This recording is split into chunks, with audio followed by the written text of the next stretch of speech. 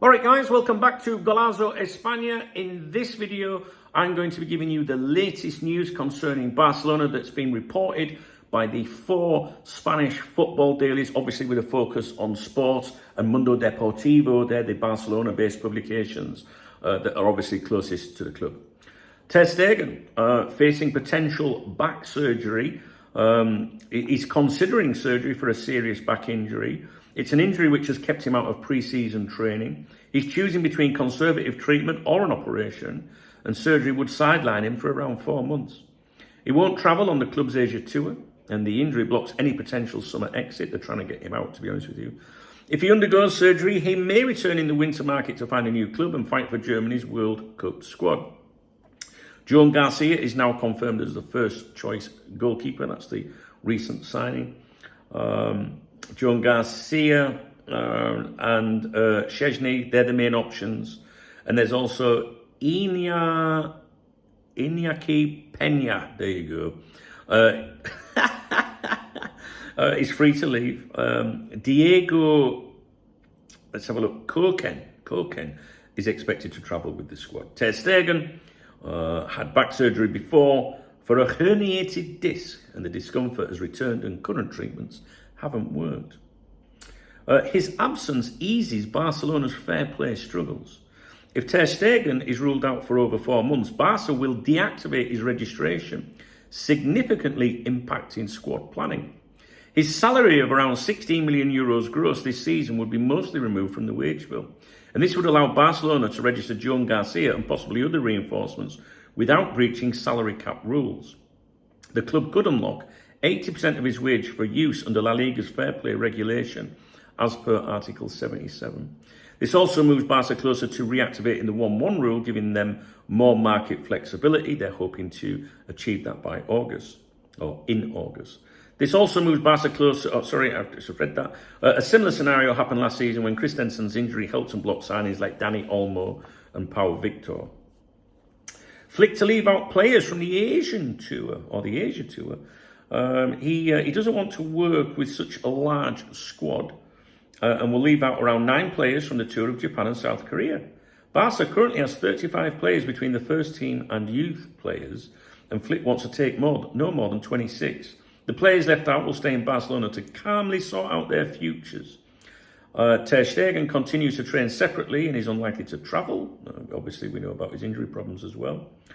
Oriol Romeu is not part of Flick's plans and is also expected to stay behind to resolve his future. Pau Victor and Iñaki Peña are likely to travel if they don't secure transfers beforehand. Victor impressed last summer and could boost his value with goals in Asia. Youth players like Jan Verzegli, is that right? Jan Verzegli. I would have pronounced it Jan Verzegli, but there you go. And Jofre Torrents, I think this is Catalonia, language for that region, are expected to travel. Flick personally told youth players that they must earn their place through training. Final decisions will be made in the coming days. Barcelona aware of midfield overbooking. Hansi Flick has taken control of squad planning and sees an excess of midfielders in the current squad. The German coach considers some players untouchable, like Pedri and Frenkie de Jong. Flick is open to departures if suitable offers come in, especially after pre-season, after the tour. Players like Fermin and Casado could see reduced minutes. Barcelona also needs to sell players, and Flick doesn't want an overcrowded squad. Internal discussions have confirmed that midfield is the most overstaffed area. Flick wants a left winger signing. Hansi Flick understands Barcelona's financial restrictions and won't push for changes in other positions. He is satisfied with last season's squad, which won La Liga, Copa del Rey and the Supercopa. He's specifically asking for reinforcements on the left side, a left-sided attacker. He was disappointed when Nico Williams decided to renew with Athletic Club after offering himself to Barca.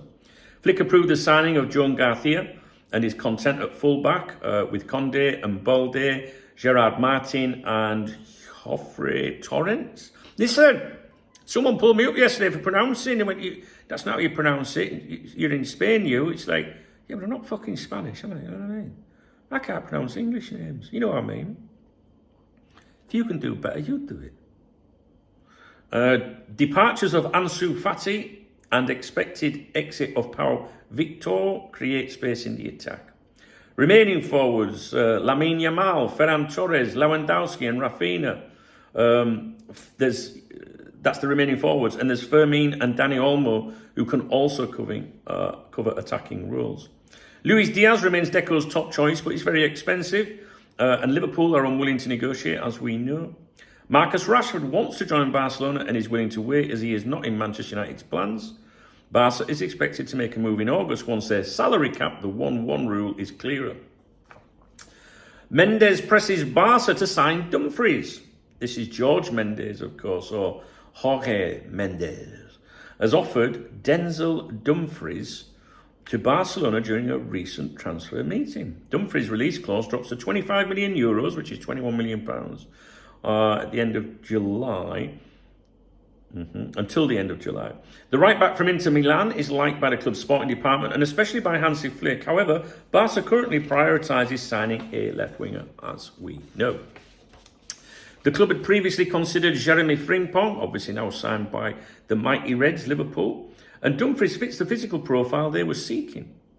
Financial limitations and a focus on other positions have paused movement on this deal. Inter Milan expect Dumfries to leave before the end of July and are already seeking a replacement. Only Barcelona and Manchester City have been linked with the player in Italy. Deco meets with Simons Camp. Barca sporting director Deco met with agents close to Xavi Simons to gather information about the player's future. The meeting took place in a Barcelona hotel and lasted around 45 minutes. Ali Barat, an influential agent, though not officially Simons' representative, attended alongside Faustino Simons, the player's brother. Simons wants to leave RB Leipzig this summer and is pushing for a move to a top European club. Although Simons would like to return to Barca, the transfer is highly unlikely due to his market value of around €70 million, which is £59 million. Barca's financial situation, of course, and Hansi Flick's belief that there are already too many midfielders in the squad. The meeting was more of an exploratory contact rather than serious negotiation. Simons also has offers from Premier League clubs. The same possibility of a return to Barca was floated last summer, but also didn't materialise. Now, the Gamper Trophy moved from Spotify Camp Nou. We spoke about this yesterday, I think. Basically, what is this trophy? It's called the Joan Gamper, I think. Obviously, there's different pronunciations with Spanish. You know, there's all these different regional pronunciations, and of course, English if you're English. So I'm going to call it the Joan Gamper Trophy. It's an annual pre-season friendly match hosted by Barcelona. It was established in 1966 in honour of Joan Gamper, the Swiss-born founder, player, and later president of FC Barcelona. The match is traditionally used to present a new season squad to the fans and typically features a prestigious visiting team. It's usually played at the Camp Nou, though this year it's been moved to the Johan Cruyff Stadium due to stadium renovations. The fixture is often accompanied by festivities and this has symbolic value as the welcome back to football ahead of the new La Liga season.